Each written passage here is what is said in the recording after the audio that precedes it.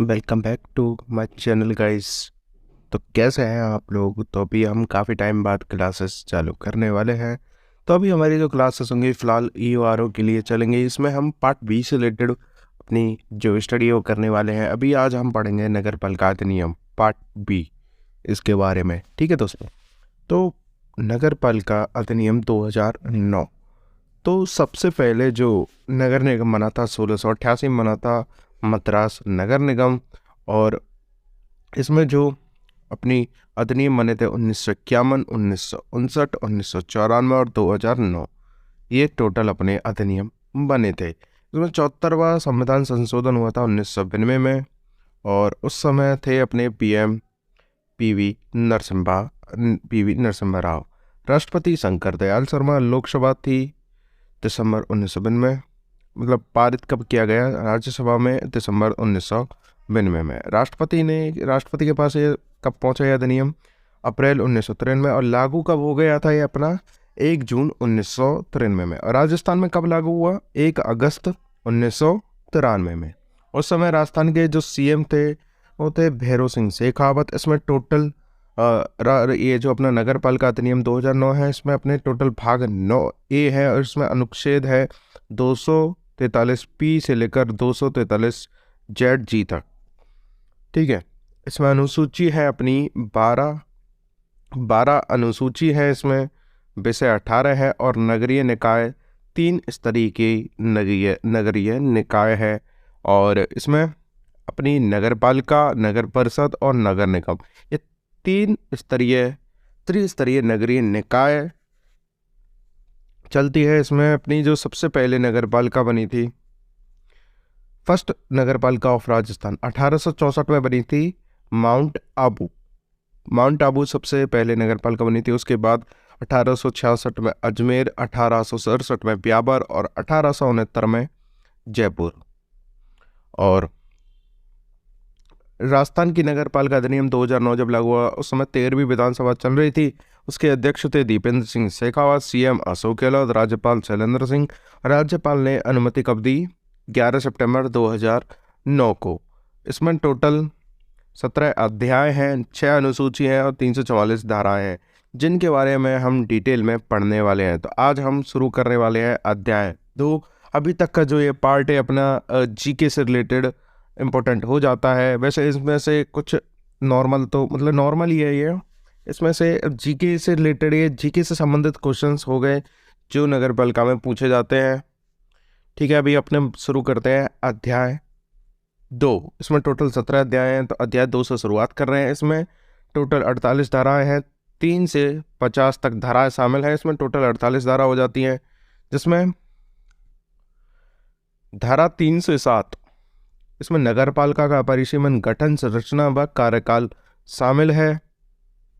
और धारा 8 से 44, इसमें नगर पालिका का शासन, प्रशासन, नगर पालिका अध्यक्ष या निर्वाचित सदस्यों की योग्यताएं, शपथ, त्यागपत्र आदि शामिल है।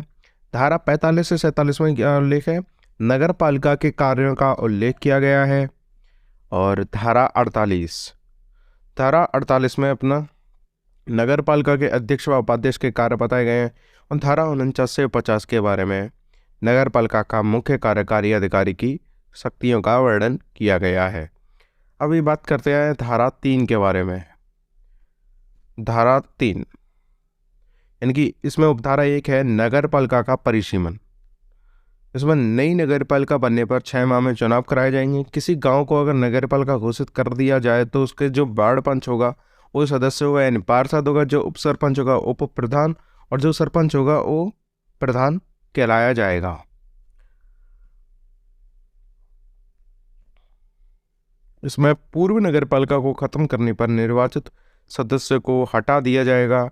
अगर दूसरी नगर पालिका मिलाई गई है तब अध्यक्ष, उपाध्यक्ष, सदस्य नगर पालिका सदस्य माने जाएंगे। अगर कोई जैसे कि नगर पालिका दूसरी नगर पालिका में मिलाई गई है तो जो पुरानी नगर पालिका है जो मिलाई गई है उसके अध्यक्ष, उपाध्यक्ष और जो सदस्य है वो जो जिसमें मिलाई गई है उसके सदस्य माने जाएंगे। शामिल होने वाली नगर पालिका अपने कार्यकाल तक रहेगी।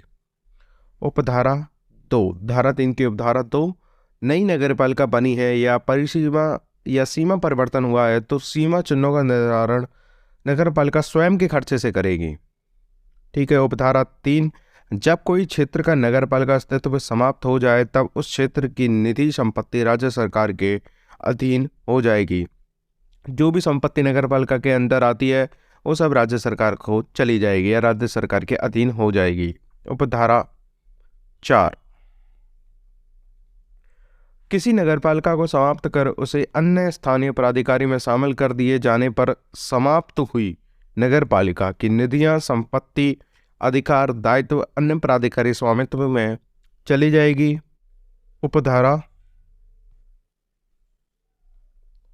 उपधारा 8, जब गांव नगर पालिका में शामिल हो जाए तो उस क्षेत्र में पंचायत काम करना बंद कर देगी और चुनाव ना हो तब तक सरपंच, पंच, उप सरपंच को ही सदस्य माना जाएगा। अगर किसी गांव को नगर पालिका घोषित कर दिया गया है तो उस गांव के जो सरपंच, पंच और जो सदस्य हैं एक तरीके से वो नगर पालिका के सदस्य ही माने जाएंगे जब तक चुनाव ना हो तब तक।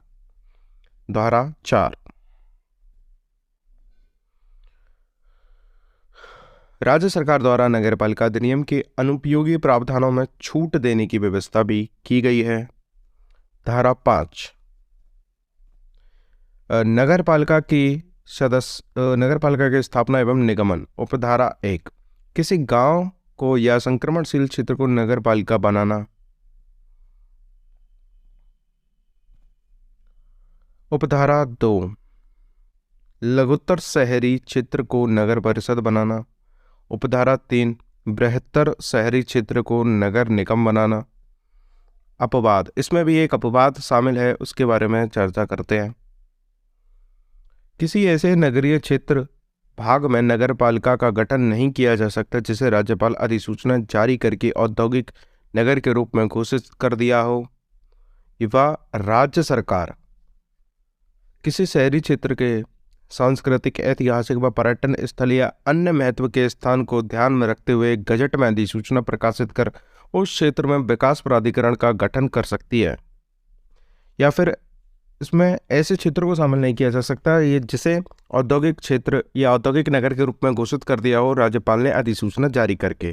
ठीक है। या फिर उस क्षेत्र में सांस्कृतिक, ऐतिहासिक, पर्यटन स्थल का महत्व को देखते हुए गजट में अधिसूचना प्रकाशित करके विकास प्राधिकरण का यानी कि जेडीए का उसमें गठन कर दिया जाए तो उसमें नगर पालिका नहीं बन सकती। एक तरीका से ये एक अपवाद है।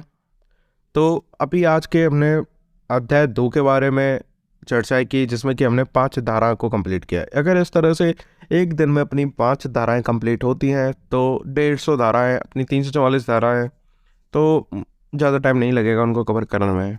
अगर अब आपको रेगुलर बेसिस पे क्लासेस मिलती रहेंगी और इस चैनल से जुड़े रहिएगा। अगर आपको इसका PDF डाउनलोड करना है तो हमारे टेलीग्राम ग्रुप ज्वाइन कर लीजिए, अभी लिंक दिया गया है नीचे डिस्क्रिप्शन में। और कोई भी दिक्कत परेशानी है तो कमेंट करके बताइएगा, कोई इम्प्रूवमेंट करनी हो या फिर कुछ भी। ओके, धन्यवाद।